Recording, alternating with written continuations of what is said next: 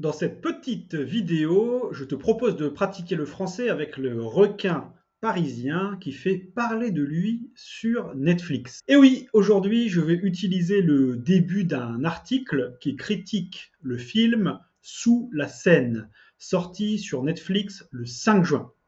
Ensemble, on va faire de la compréhension écrite, on va voir du vocabulaire avancé et tu vas même pouvoir pratiquer un peu l'argumentation.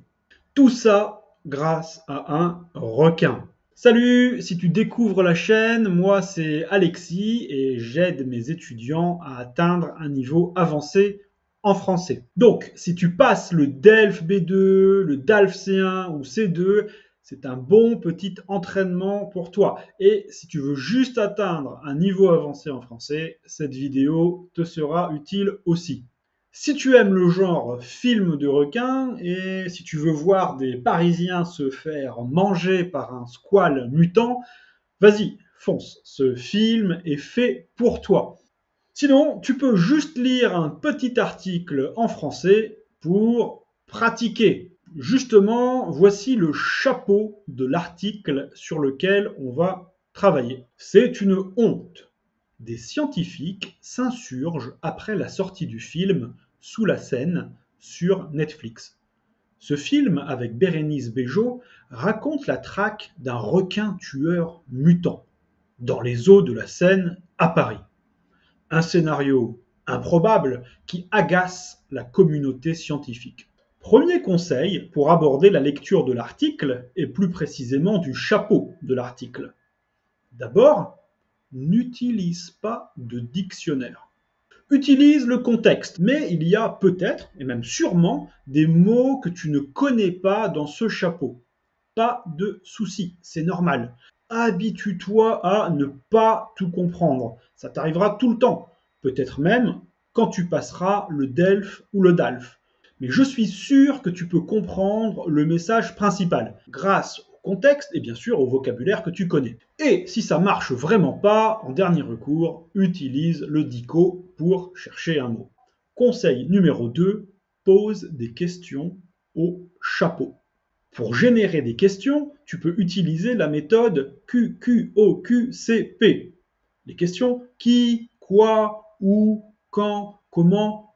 Ça te permet d'avoir une idée du contenu, de quoi va parler l'article. Par exemple, ici, voici des questions utiles que tu peux poser au chapeau. De quoi va parler l'article? L'article va parler du film Sous la Seine. Ok, c'est un bon début, mais c'est pas assez précis. On précise. Une autre question. Qui va donner son point de vue? Eh bien, sûrement des scientifiques. Ils sont mentionnés 2 fois. C'est mieux, mais on peut encore préciser. Quel est le point de vue des scientifiques? Là, il y a 4 mots ou expressions qui peuvent t'aider dans le chapeau pour deviner le point de vue des scientifiques, avant même la lecture de l'article. Je te laisse regarder. Est-ce que tu trouves ces mots et expressions?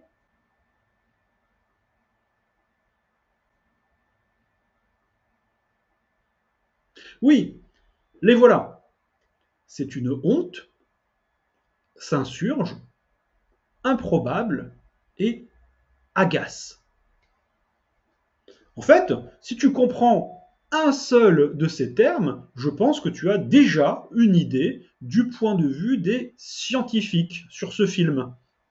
Allez, on explique quand même ces 4 expressions. C'est une honte. Quand on trouve que quelque chose n'est absolument pas normal, que c'est scandaleux ou indigne, on dit c'est une honte. Voilà, c'est très fort, cela exprime un sentiment d'indignation. Je te donne un autre exemple.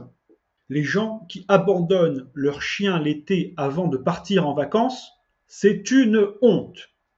S'insurger. S'insurger, c'est se révolter, protester vivement contre quelque chose. Lorsqu'on s'insurge, on exprime son mécontentement de manière énergique. Un petit exemple, les habitants s'insurgent contre la décision de construire une nouvelle autoroute à proximité de leur maison. On passe à improbable. C'est quelque chose de peu probable, c'est-à-dire qui a très peu de chances de se produire, mais aussi quelque chose qui peut être absurde, insolite, pas ordinaire. C'est pas forcément négatif. Ici, dans le chapeau, c'est plutôt négatif. Je te donne un autre exemple.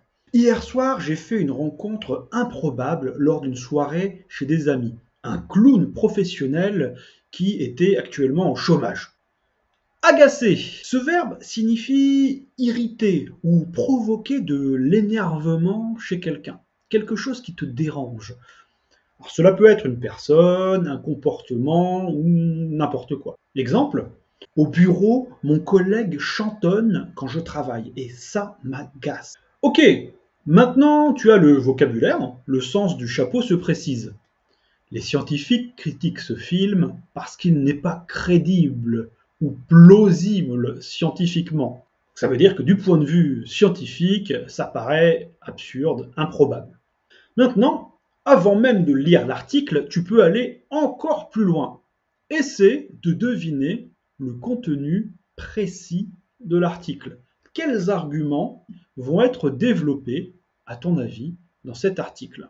Pourquoi les scientifiques critiquent le film Sous la Seine? Tu as une petite idée? Avant de lire l'article, je te mets le lien en description, donne-moi ton idée en commentaire. Quel est l'argument des scientifiques? On arrive à mon dernier petit conseil de lecture. Toujours à partir de ce chapeau, tu peux t'entraîner à argumenter. Alors, en gros, on sait que les scientifiques vont critiquer le film parce que c'est pas scientifique, mais toi, est-ce que tu es d'accord ou pas d'accord? Est-ce que tu peux penser à un film que tu as apprécié qui n'est pas crédible sur le plan scientifique? Si tu en trouves un, c'est un contre-exemple. Alors, je ne sais pas, par exemple, on pourrait citer Jurassic Park, le film de Spielberg avec les dinosaures. Comment tu pourrais formuler ton argument à partir de ce contre-exemple? Pense à ce que tu as aimé dans ce film. Il y a du suspense, de l'action, c'est divertissant, tu aimes bien la morale du film. Bon ben voilà, à partir de ce contre-exemple, donc de films pas très crédibles au niveau scientifique, mais qui marche bien, que tu as aimé, bah, tu as trouvé ton contre-argument que tu vas pouvoir développer. Voilà. Quand tu lis des articles en français, tu peux t'entraîner comme ça aussi à repérer les arguments et en essayant de trouver un contre-exemple, développer un contre-argument. C'est un bon entraînement pour acquérir cette compétence fondamentale au niveau avancé, l'argumentation. Voilà, tu as lu activement le chapeau, tu as déjà une idée du contenu, une hypothèse sur les arguments précis. Tu peux lire l'article. Je te mets le lien en description. Tu peux aussi me dire ce que tu en penses en commentaire de l'article, et pourquoi pas du film si tu l'as vu. Et une dernière info, si tu veux pratiquer l'argumentation avec moi, recevoir des quiz gratuits et ma newsletter, ma lettre d'information, rejoins-nous dans le cercle de français avancé. Le lien est aussi en description. En juillet, je vais proposer la 3e édition de mon programme Argumenter en français. Les membres du cercle pourront l'essayer gratuitement du 25 au 27 juin. Alors, inscris-toi vite pour avoir toutes les infos, les places sont limitées.